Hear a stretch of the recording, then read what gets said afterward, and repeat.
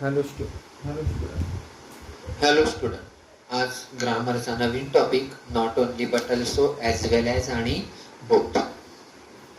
तर हे जे आहे ते कोऑर्डिनेटिंग कंजंक्शन आहेत. आता नेमकं हे काय भानगड आहे कोऑर्डिनेटिंग कंजंक्शन? तर हे कोऑर्डिनेटिंग कंजंक्शन म्हणजे हे जे शब्द आहेत ते दोन डिफरंट ऑब्जेक्ट असो, दोन डिफरंट सब्जेक्ट असो, दोन डिफरंट थिंग्स असो, दोन वेगवेगळ्या गोष्टी जोडण्यासाठी किंवा दोन सेंटेन्स जोडण्यासाठी, दोन वाक्य जोडण्यासाठी हे सगळे शब्द आपल्याला यूज केले जातात.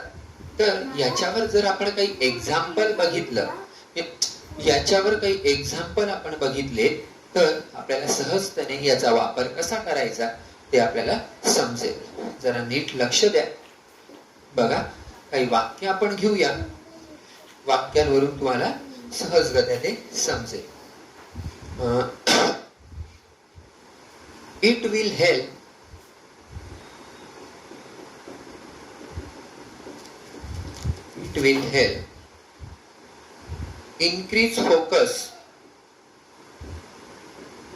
increase focus and accountability.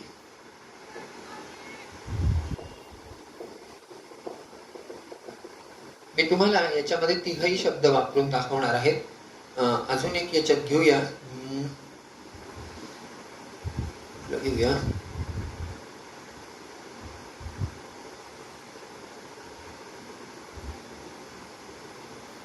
She had seen me and caught hold of my hand warmly. तर हे आपण आहे ना दोन सोपे आणि साधे वाक्य घेतलेले.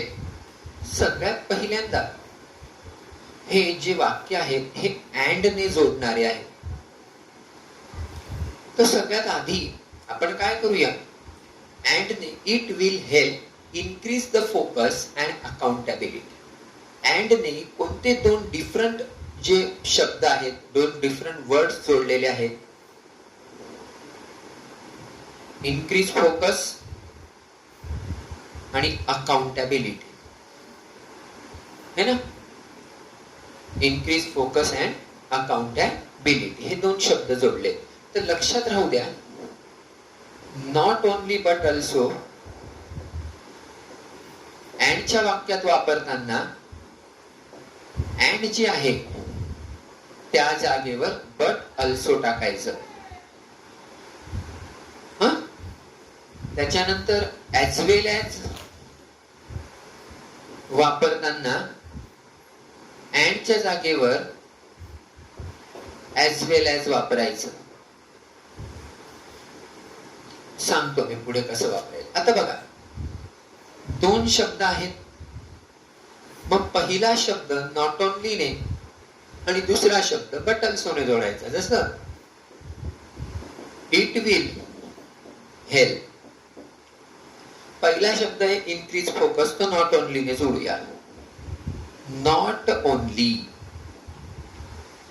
It will help not only. काय?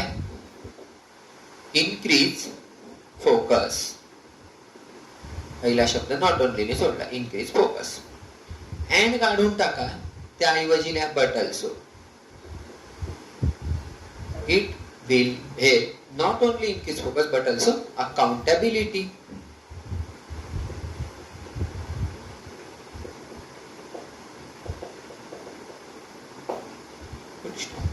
It will help not only increase focus but also accountability. आहे ना सोपं. ॲज वेल ॲज कसं वापरायचं? फक्त अँडच्या जागेवर ॲज वेल ॲज टाकून द्यायचं. जसं it will help increase focus, अँडच्या जागेवर टाकलं as well as accountability.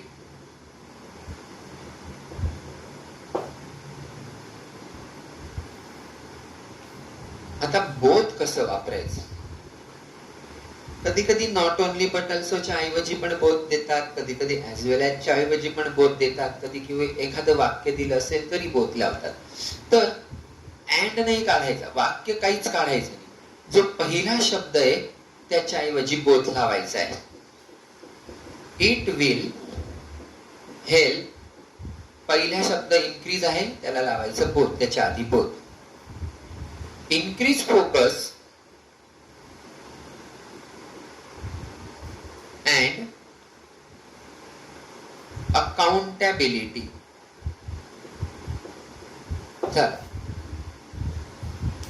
It will help not only increase focus but also accountability. And असेल तर फक्त as well as, it will help increase focus as well as accountability. आणि पहिल्या शब्दाआधी both. आता दुसरं पण वाक्य and ने जोडणार आहे.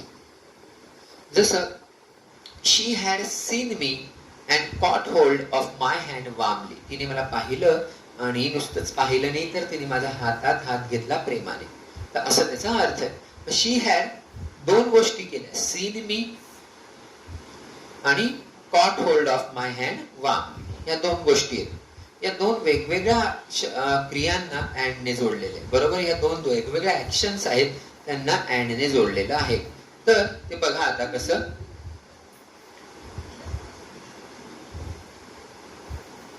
कसं येईल मग. नॉट ओनली, शी हॅड, पहिल्या शब्दाआधी आपण लिहूया नॉट ओनली सीन मी, बरोबर.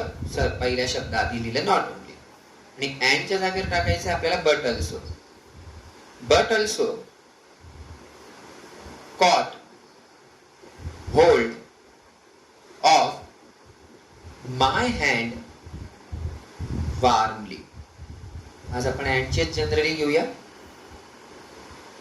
आता ऍज वेल ॲज फक्त अँडच्या जागेवर शी हॅड सीन मी, फक्त अँडच्या जागेवर as well as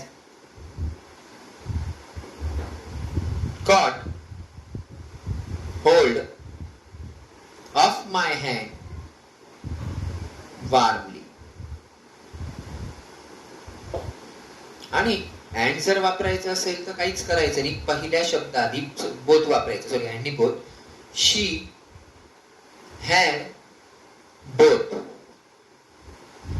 scene me and cot hold of my hand warmly. Clear होतंय. चला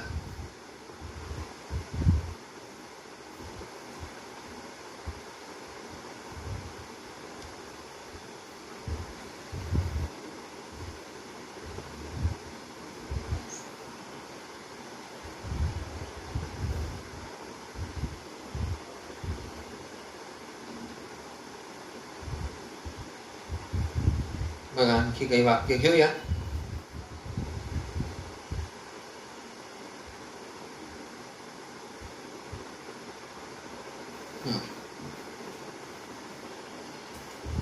Her heart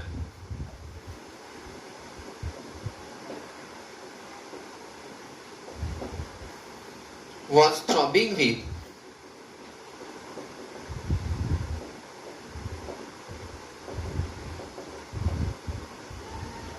a new hope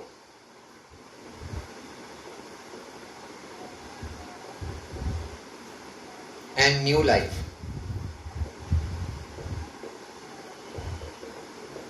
इथे मी तिघ शब्द वापरून दाखवतो.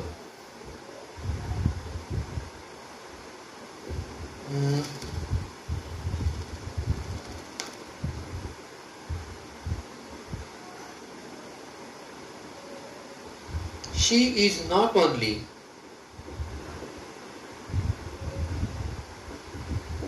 talented singer but also dancer. इथे आपल्याला यूज करायचंय not only but also.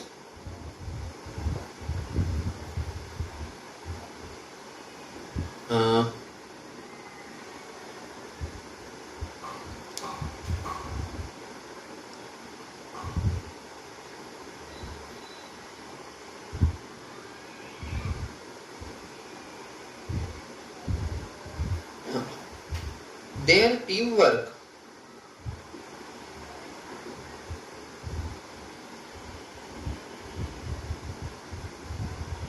and perseverance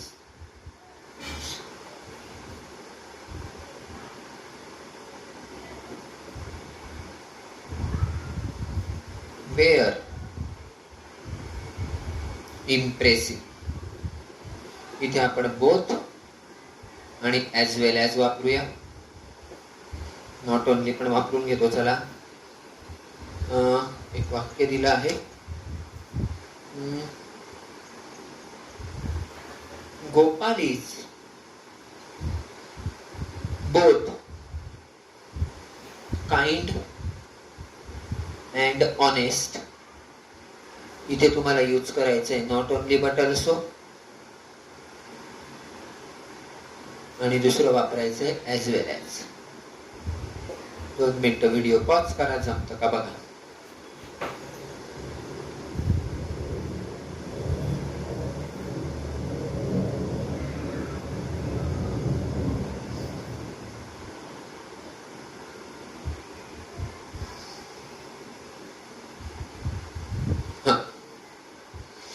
अँडचं वाक्य हो. हर heart was throbbing with a new hope and new life. 2 शब्द आहेत. तिचे हृदय हे नव्या आशेने आणि नव्या जीवनाने काय करत होते? धडधडत होते. मग आता ह्याच्यात नॉट ओनली कसं वापरणार? Her heart was not only पहिल्या शब्दाआधी throbbing with a new hope. झालं. Her heart was not only throbbing with new hope. अँडच्या जागेवर टाका बट ऑल्सो न्यू लाईफ. झालं. ॲज वेल ॲज कसं यूज करणार? फक्त अँडच्या जागेवर ॲज वेल ॲज यूज करणार. Her heart was throbbing with a new throbbing with a new hope as well as new life.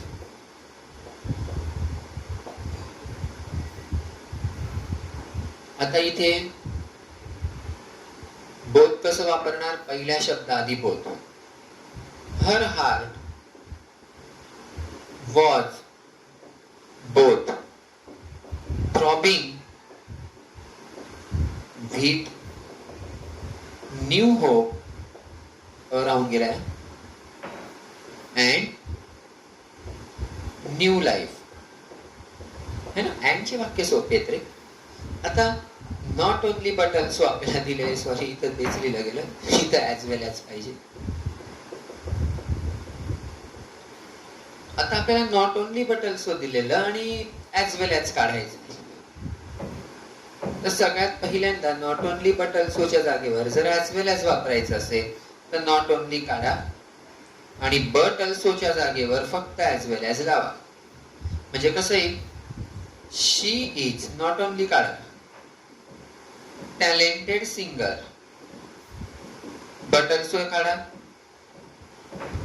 As well as लिहा. She is a talented singer as well as काय येणार?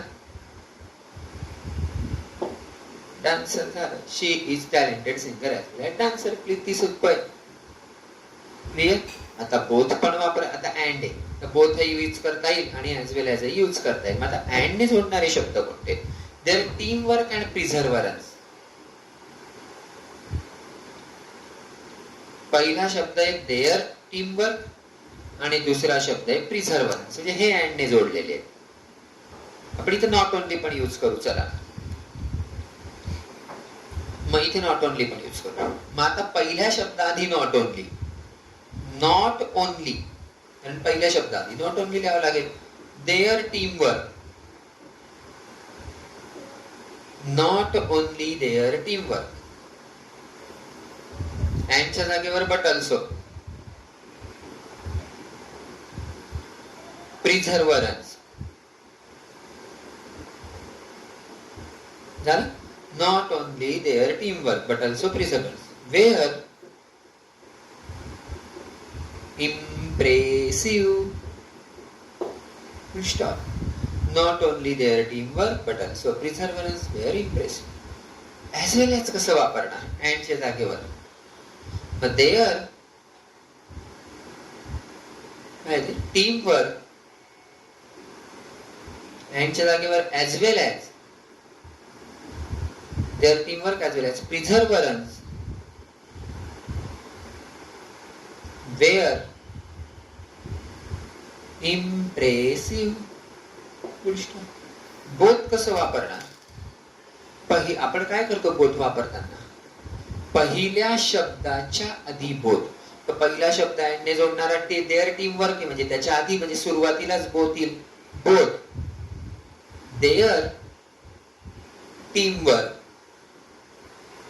Both their team work and perseverance were impressive. चला आता not only but also पण वापरायचंय. कसं वापरायचं बघा. हे वरचं तात्पुरता पुसतो.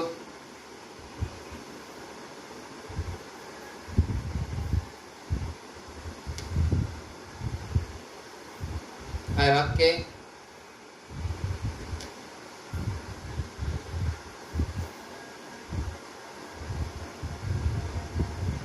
Gopal is both kind and honest. Gopal is both kind and honest. Not only but also. इथं नॉट ओनली बट ऑल्सो याच्या ऐवजी अँड आणि बोथ दिलेलं आहे. मग बोथ काढा, नॉट ओनली, अँड काढा, बट ऑल्सो. म्हणजे गोपाल इज बोथच्या ऐवजी नॉट ओनली काइंड, अँडच्या जागेवर but also. Gopal is not only kind but also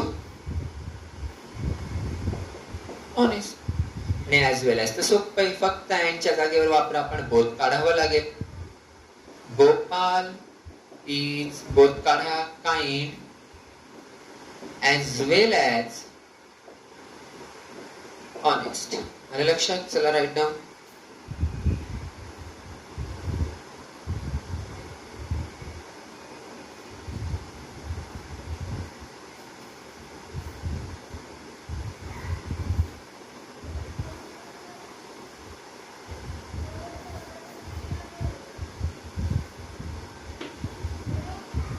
बघा आता.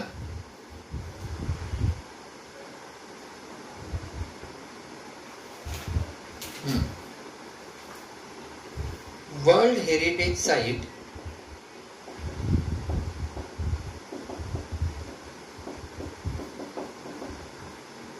can be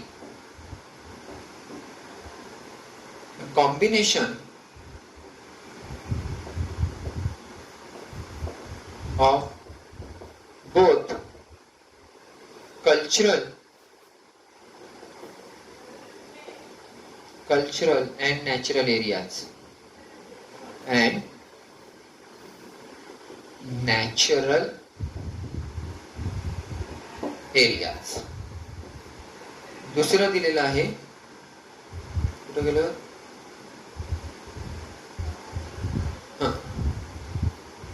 opera house in Australia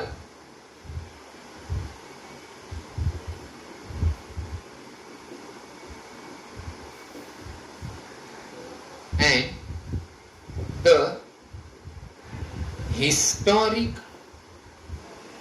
center of Vienna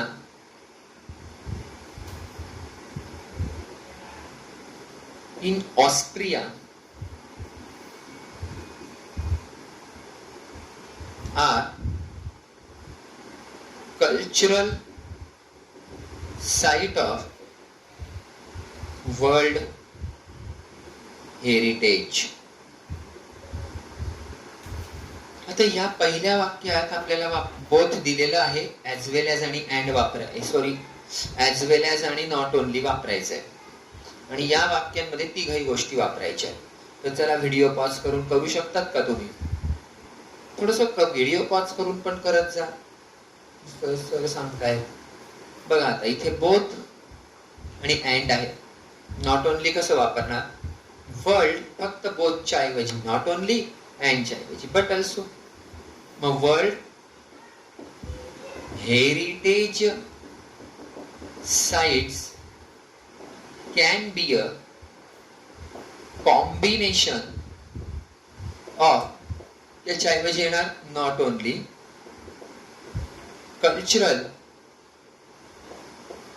आणि याच्या ऐवजी येणार बट ऑल्सो नॅचरल एरियाज. आणि ऍज वेल ऍज फक्त बोथ काढायचा आणि अँडच्या ऐवजी ऍज वेल ऍज टाकायचा. म्हणजे कसं आहे? World heritage sites can be a combination of cultural, अँडच्या जागेवर फक्त काय? As well as natural areas. किती सिंपल आहे. चलो write down.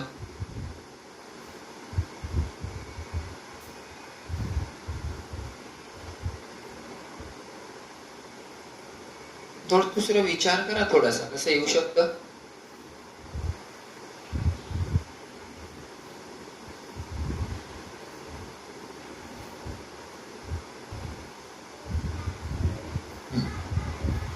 Opera House in Australia and Historic Center of Vienna in Austria are the cultural site of World Heritage.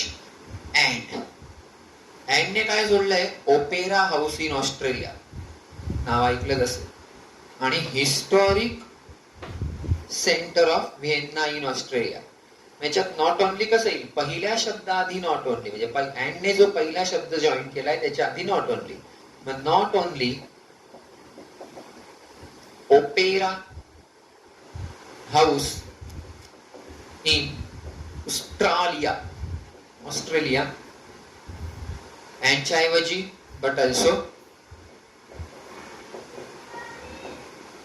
The historic centre of Vienna in Austria are cultural site of World Heritage.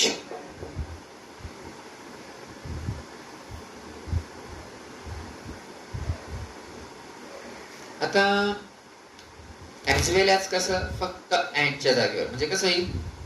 Opera house in Australia, अँडच्या जागेवर फक्त as well as the historic centre of Vienna in Austria are cultural site of World Heritage. आणि both कसं येतं? हे पहिल्या शब्दाआधी both, बाकी जसंच्या तसं. म्हणजे इथं फक्त तिसरं वाक्य असेल, both opera house in Australia and historic centre in Vienna are cultural site of world heritage. मग आज आपण नॉट ओनली बट ऑल्सो शिकलो. आणखी काही वाक्य घेण्याचा प्रयत्न करू. तोपर्यंत take care, bye bye, best of luck.